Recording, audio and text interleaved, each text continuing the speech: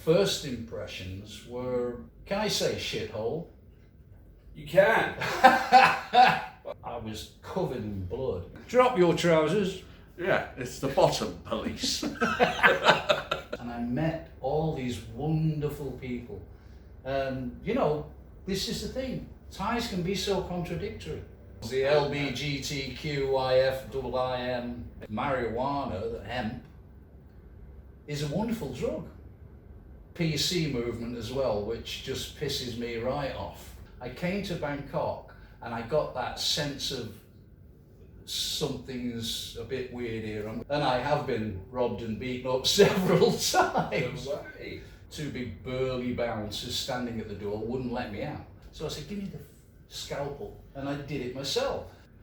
Okay, so this is the Bangkok documentary, take one with Kevin Wood. There's a bit of construction going on outside, but we're just going to try and work our way through it. I'm glad you mentioned the construction because I thought you were farting. It's No, I like the way they're not allowed to do stuff at the weekend, but they carry on working till about 10 o'clock at night. You know. So the first question is about arriving in Bangkok in 1066 or whenever it was. It was, yeah. Back in the day. Yeah, it's William. I came with William the Conqueror. That would have been late 80s, I guess. No, I came in 92. 92. Yeah, I came in 92. I actually arrived very shortly after the Black May riots, where 52 protesters were shot dead, a couple of hundred injured, and 400 went missing. Of course, they were the government figures. Unofficial reports said that many more were killed, injured, and even tortured, and the missing persons list was in the thousands, none of which have ever been found to this day. Yeah. So describing the city as it was then, your first thoughts walking out the airport? I don't think I remember coming out of the airport. You know, it wasn't a big deal.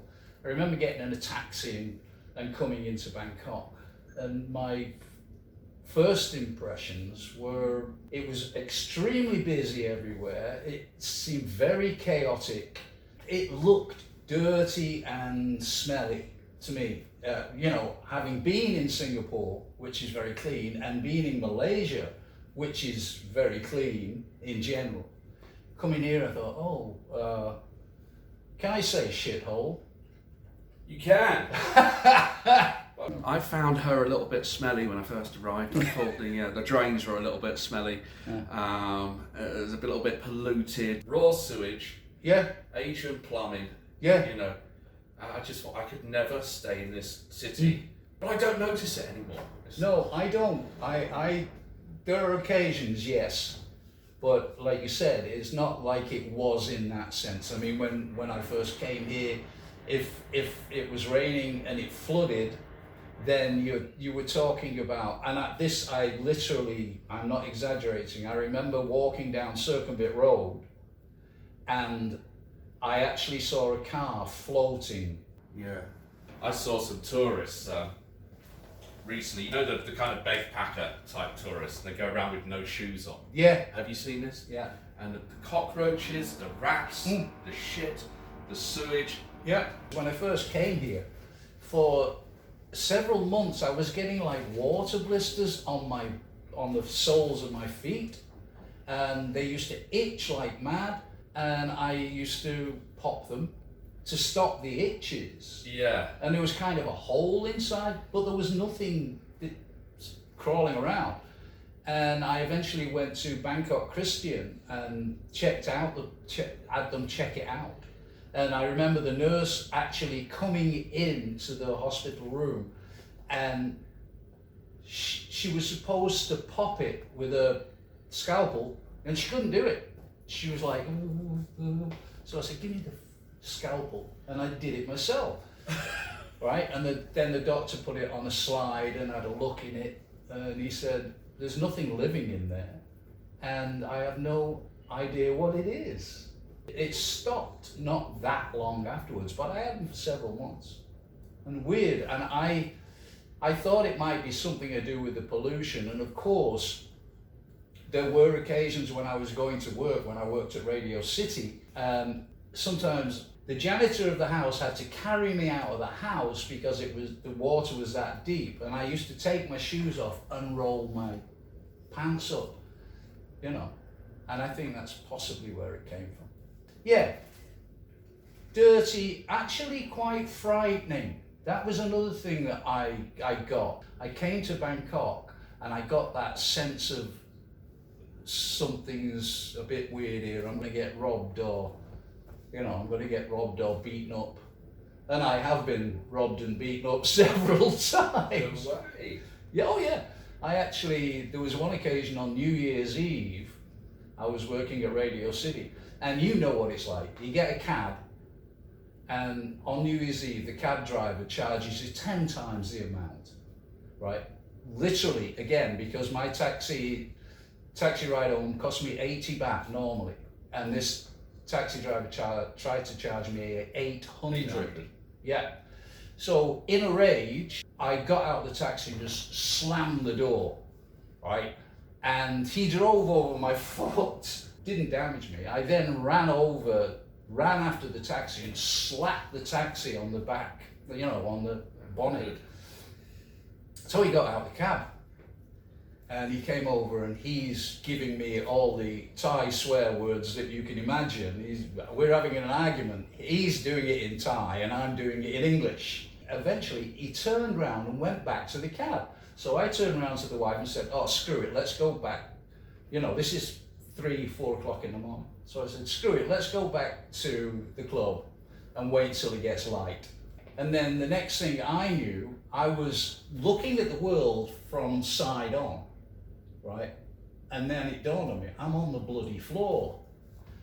And what he'd actually done was he'd gone back to the cab, got knuckle dusters, came up behind me, not face to face, came up behind me and slapped me in the face with the knuckle dusters, knocked me out. So I ended up with the first black eye I'd ever had in my life, and I mean it was practically a black face, and bleeding. I was covered in blood, you know.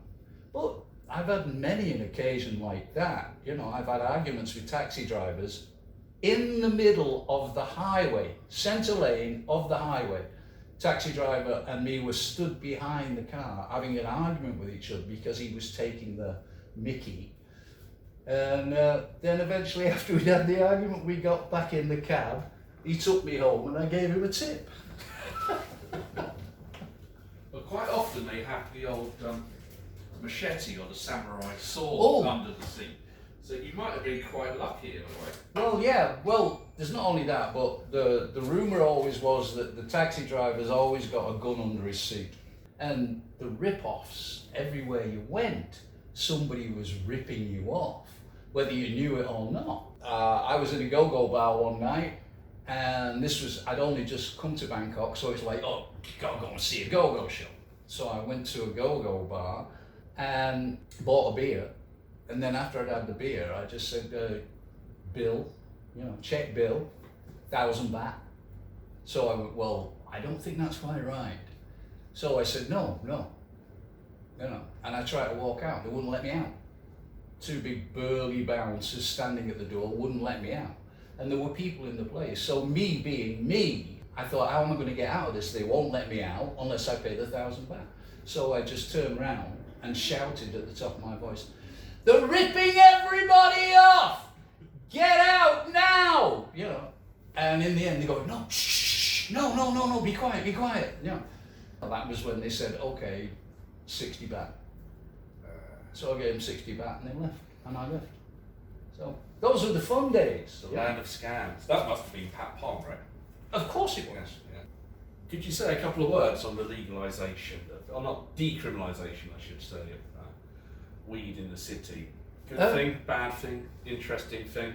I think it's a good thing because I'm one of these people, you may or may not agree with me, where I think all drugs should be legalised. All drugs should be legalised. For me, it's a lot of people who start taking drugs and stuff, they take it because it's the syndrome of the 9-year-old kid nicking apples from somebody's back garden. It's not the apple, it's the process of getting the apple. So you nick it. We always used to say that apples tasted better nicked out of somebody's back garden than buying them.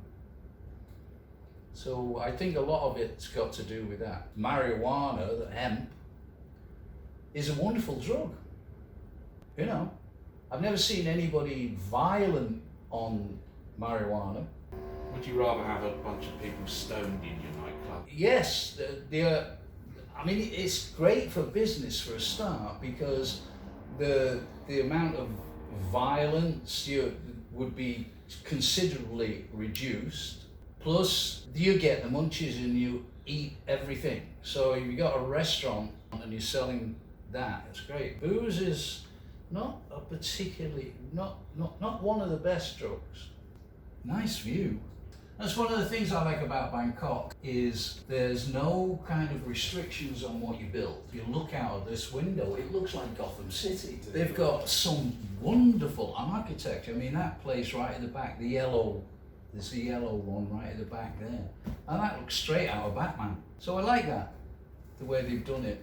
And there's the building that looks like it's got holes in it. I swear they got the idea from the Twin Towers, because it looks just like where the planes hit. To me, it looks like that. The PC movement as well, which just pisses me right off. It's just gone over the top. It completely over the top. I grew up in the 60s and the 70s, and you had so many TV comedy programs where they were what we would now call extremely racist, you know, toxic, if you like. But you watch them now, and even though they're dated, you go, that's funny. I'm just saying to Marigold. Hey, let's have the Marigold. It's Winston, if you don't mind. All right? Gongadin. I'm sorry I couldn't make it this morning, Buana, but I had to go to Heathrow, meet my cousin. Oh, bloody marvellous. They're flying them in now. Now, comedians are having a hell of a time because they can't say anything, or else some guy will get up and smack you in the mouth. Oh, your wife's bald. You know, what's the big deal? I mean, Question about Mum and Noi. Any anecdotes about interactions with her? Did she stroke your thigh the way she used to stroke mine? the first time I had the conversation with her, she just, I shan't say rant, but she just went on about, oh, met Bob Hope, met this guy, did this, did that. Then the second time I had a conversation with her, I won't say rant, but she did this, she did that. She said she'd met Bob Hope and all these other people, yeah. So I thought, I'm not going to have any more conversations with her because she's just repeating herself. Now, of course, she was clocking on by that time, so no disrespect to her memory or anything like that. The interesting one was the David Bowie interaction. What did she say about Bowie? Can you remember? She said he was a nice boy. Well, he was apparently. Yeah. He was working in Singapore, and unfortunately, it was prior to us actually getting to Singapore. And he used to come into the Rainbow, which is where we play, and he would come in the Rainbow every night with a different woman or two. So the story goes, you know. And I was really upset about that because he was a big hero of mine, and we were a few months behind. He'd left by the time we got there. So. The last item on the agenda, Kevin, is the third sex. Female being the first, male being the second. And all the other ones, the LBGTQ, IFIIM. Thailand's relaxed approach to Yeah. gender identification and gender orientation. Yeah. Does it feel like the rest of the world are catching up in a way with this, that Thailand was ahead of the curve? I think the rest of the world should catch up with Thailand's lead, most definitely.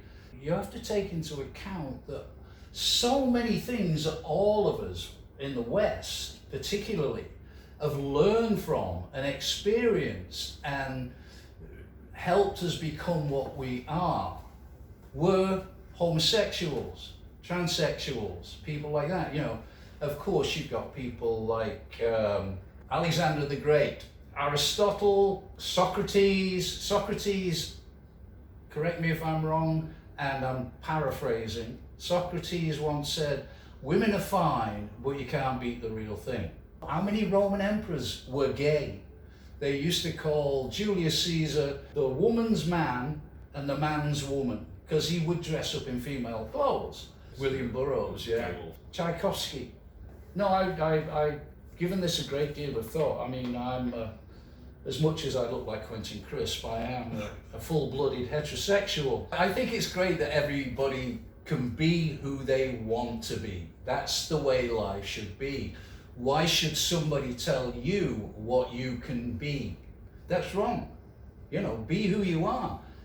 Do unto others as you would do unto yourself, unless, of course, you're a masochist. The thing about Thailand I find interesting is for Westerners who come over here, they do believe they can be whoever they want to be. Yeah. They can recreate themselves. You know, even if they're, you know, an alcoholic football hooligan, they can still do that. And you know, and Thailand would kind of turn a blind eye to it. You know, it works both ways. You know, as long as we don't try and tell people how to live, they won't tell us how to live. Yeah. That's That's great. Nice. That's great. You can live in your own bubble here, you know, and you're not condemned for it. As we were saying about the third gender and stuff, it's just accepted. You just go along with it. When in Rome, do as the Romans do. That's pretty much the way to go. The ties, there's a contradiction in terms because they work on both sides, you know, and you get the impression that Thais like you, but in general, I find in general they're scared of you because Westerners tend to be more outspoken. Westerners will get upset about the fact that you ordered pork rice and you got chicken rice. You know, Thais would just go, oh, my benai. Never mind. Let it go. Yeah. Whereas you learn to let it go, right? Exactly. Whereas a Western will turn around and say, I ordered bloody pork if you don't mind. And the waiter or the waitress will smile and they will get the bloody pork. Yeah. And the Westerner will feel that they're actually integrating with society and there's not an issue where there is. And I think that's where the smiles come in a lot. After 10, 15, 20 years, you can begin to see the differences between the different smiles. And you can tell when people are uncomfortable. Of course, yeah. But in that initial period, it's difficult to tell. When you come here or anywhere in Asia, I found this. I was a little acclimatized when I got here, having been in Asia for 7 years already. But I found that I thought, right, you know, like a lot of Brits do, you know, Britannia rules the waves. They still think that. Why?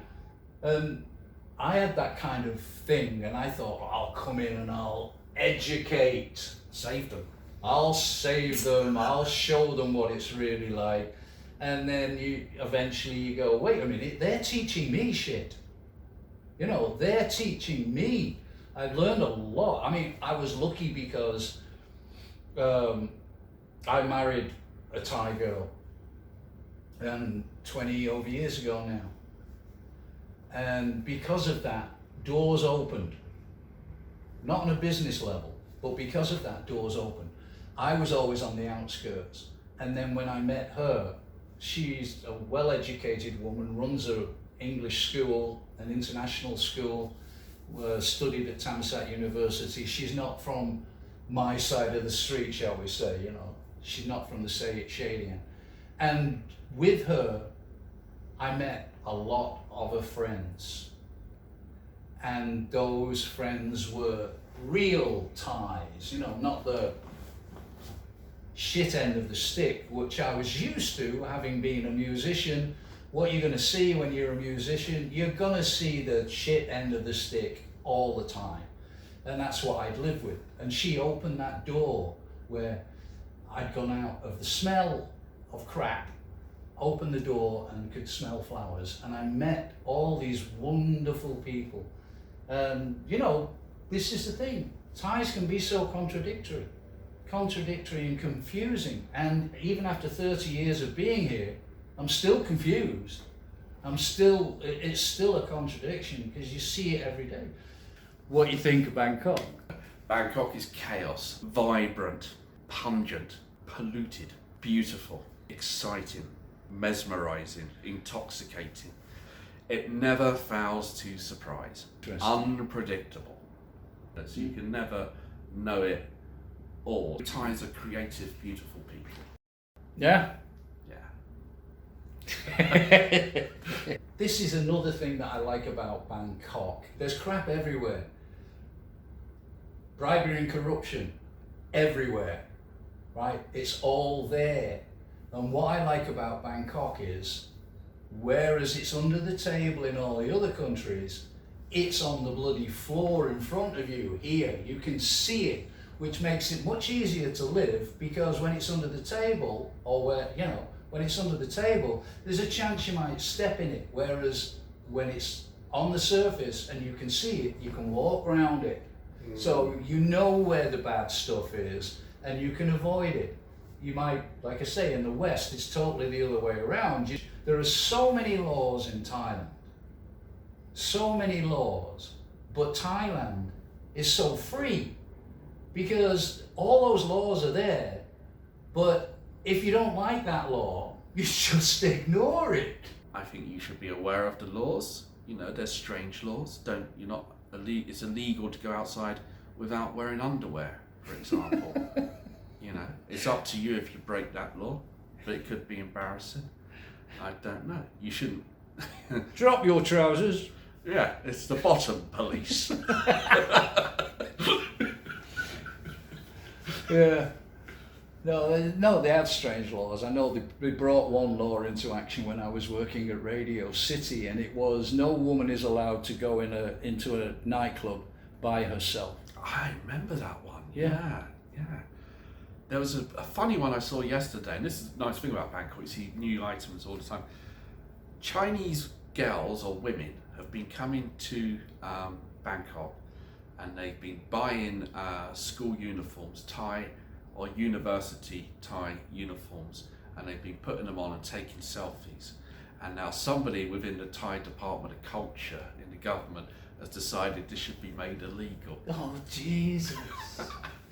Excellent, okay. I think we can cut it there. Okay. So yeah, it's been a very pleasant morning, early afternoon with you, Kevin. Talking about, I've enjoyed it. It's talking good. about the city we love and live in. Yeah.